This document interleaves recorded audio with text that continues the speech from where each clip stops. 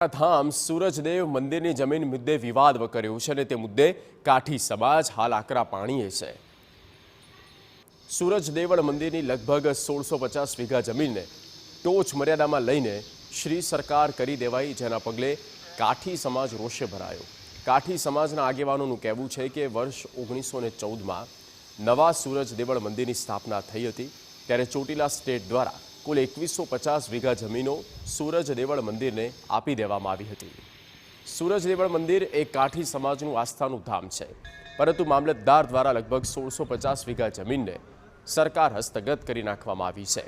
આગેવાનોનું કહેવું છે કે આ ગૌચરની જમીન છે, ગાયોના નિભાવ માટેની આ જમીન મંદિરને પરત મળવી જોઈએ। ખરેખર આ જમીન છે એ સરકારશ્રીની નથી અને એ અમારા વડવાઓએ દાનમાં આપેલી જમીન છે। તો સરકારશ્રીએ આ જમીન લેવાનો જે કઈ હુકમ કર્યો છે એ ખોટો છે અને આ ન કરવું જોઈએ, કારણ કે ત્યાં ગૌશાળા છે, ગાયોનો નિભાવ માટે આ જમીન છે અને ખેડવાણ જમીન નથી, ડુંગરાળ પ્રદેશ છે, તો એમાં ઘાસચારો ઉગે છે અને એના ઘણા બધા ફાયદા મંદિરને અને ગૌશાળાને મળે છે।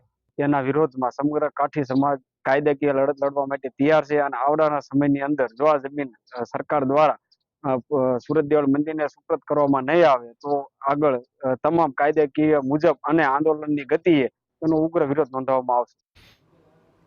સરકાર જમીન નહીં આપે તો કાનૂની લડત લડવા સુધીની તૈયારી હાલ તો કાઠી સમાજના લોકોએ બતાવી।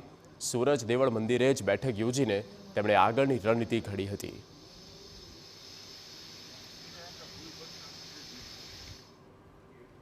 પ્રધાનમંત્રી